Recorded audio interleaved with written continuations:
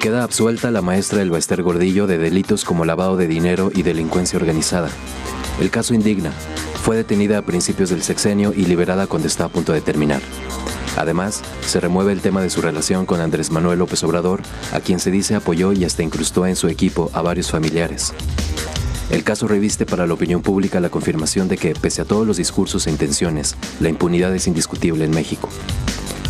Dos entidades gubernamentales son señaladas en el caso de la maestra, ya sea por su languidez o por su ineficiencia: la PGR y la Secretaría de Hacienda. Su abogado confirma temor de una nueva orden de aprehensión y le tramita un amparo. ¿Revancha mediática o parte del teatro? Pues así damos comienzo a este espacio. A la espera también de los comentarios de usted. Recuerde, puede participar a través de nuestras redes sociales, Canal 44 TV en Facebook y Twitter.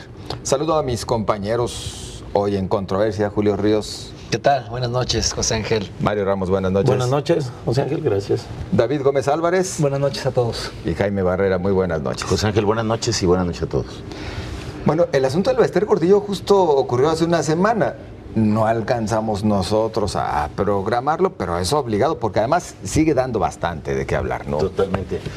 Yo le llamé que era el vaso AMLO, ¿no? El vaso. En vez de al vaso fue un el vaso AMLO porque alguien en el Poder Judicial pues no le cae muy bien a Andrés Manuel, y lo que pudo haber liberado 2 semanas antes o 2 semanas después, lo libera justo horas antes de la llegada de Andrés Manuel a la antesala de la Presidencia de la República, a este acto solemne en el Tribunal Electoral del Poder Judicial de la Federación, a esta sesión solemne donde le dieron su constancia de presidente electo y donde pusieron en evidencia pues a una aliada política de Andrés Manuel López Obrador muy incómoda, ¿no? Yo creo que fue de las alianzas durante la campaña una de las que más críticas le generó, junto con la propia disidencia del Sindicato Nacional de Trabajadores de la Educación, que es la coordinadora, y junto con la alianza de otro líder sindical muy impresentable, como lo es el líder del sindicato minero, Napoleón Gómez Urrutia. Entonces lo pone ahí en evidencia, dejando claro que cuando la agarró Enrique Peña Nieto al inicio de su sexenio, pues más que un acto contra la corrupción sindical, fue un ajuste de cuentas político, más que jurídico, contra Elbaester. Como se estila en el país. A ver, exactamente, por no haber apoyado su campaña y por ser una amenaza para la reforma educativa. Entonces, aquello que inició más con una lógica de venganza política, hoy encuentra la liberación también en un contexto más de definición política que jurídica. Y sin embargo tiene que reconocerse que hubo bastantes errores en el proceso, es decir, no dieron con bola para que se le pudiera juzgar adecuadamente y sancionar en su caso. Casi siempre ocurre así con los grandes peces, que por los delitos que digamos, se le imputa mediática y políticamente, nunca los condenan jurídicamente. Casi siempre los terminan agarrando por cuestiones, digamos, colaterales o menores. El caso muy emblemático de Al Capone, que no era por mafioso o por tráfico de alcohol, sino por evasión fiscal. Y el caso de Elbaester es también muy conocido porque había muchísimas anomalías, irregularidades, fraudes, abusos y demás, y la terminan agarrando por una parte muy endeble, que en efecto, además de que fue un proceso indebido, no se respetó el debido proceso en muchos casos, en muchas partes, así lo dicen sus abogados. En realidad siempre fue un tema muy endeble que era una bomba de tiempo para que la liberaran. Pero coincido con lo que decía Jaime, que hay una lectura política muy importante desde el judicial. Y esa es una parte que tenemos que tomar muy en cuenta, porque hoy los poderes judiciales, sobre todo en democracias incipientes, hacen política. Algunos estudiosos ya hablan de la política de los judiciales, de politics of judiciary, ¿no? Que es porque toman decisiones que tienen afectaciones políticas. No es casual que la hayan liberado el día que López Obrador recibe su constancia de mayoría como presidente electo, porque eso hizo que la opinión pública pensara que López Obrador había sido el artífice de su liberación.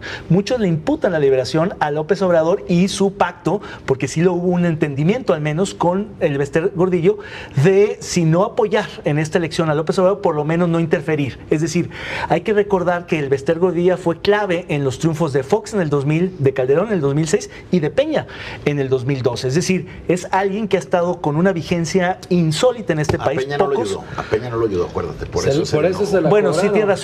tiene razón. En ese caso no hubo tal apoyo, pero sí fue determinante en algún sentido, digamos, del juego político nacional. Entonces, yo tampoco creo que Peña la haya liberado. Yo creo que hay, digamos, muchos otros actores secundarios, menos públicos, menos visibles, que maniobraron para que la sacaran y el juez para que fuera en esa fecha.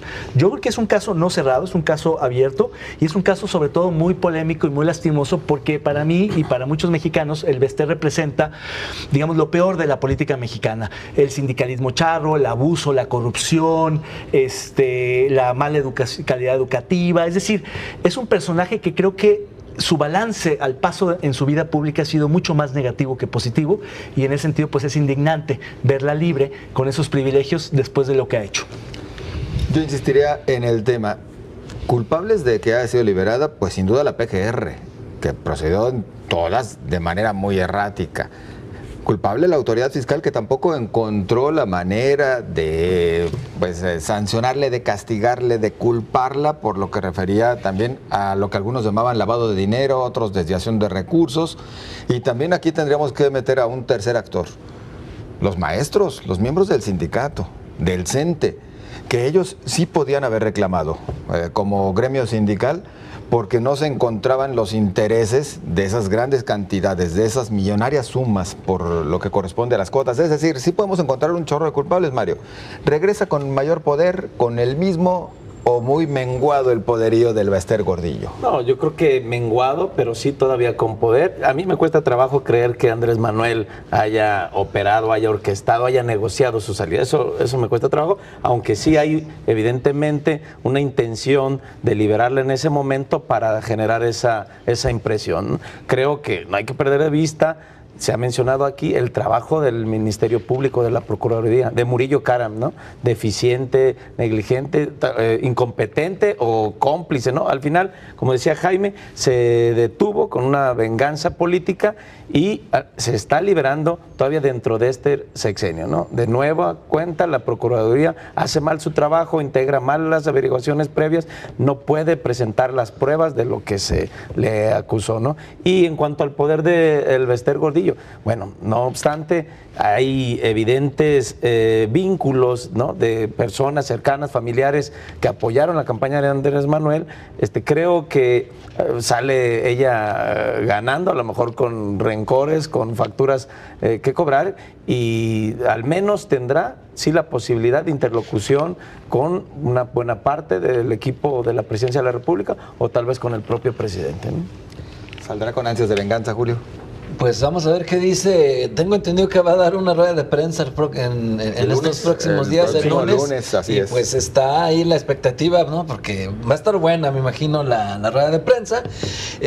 Habrá que ver. Y independientemente si esto que ocurrió fue, porque hay de tres sopas, o fue por ineficacia, o fue en este caso también por la negociación política, que me cuesta creerlo, o porque simplemente pues se sabía que tarde o temprano esta investigación endeble se iba a derrumbar, pero importaba más el lucimiento mediático, tener un quinazo, o lo que fue también el negro durazo para Miguel de la Madrid.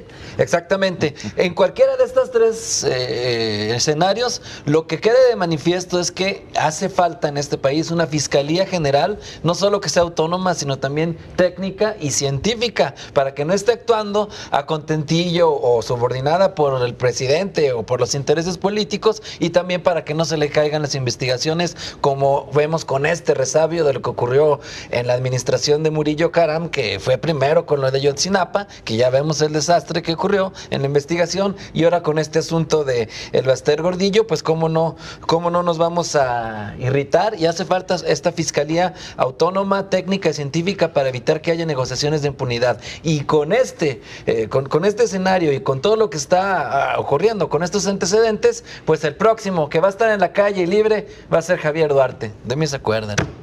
Ya, hasta con las Lo premoniciones. que podemos esperar es de que se va a victimizar. No obstante, hay mucha evidencia de todas sus irregularidades, de fraude.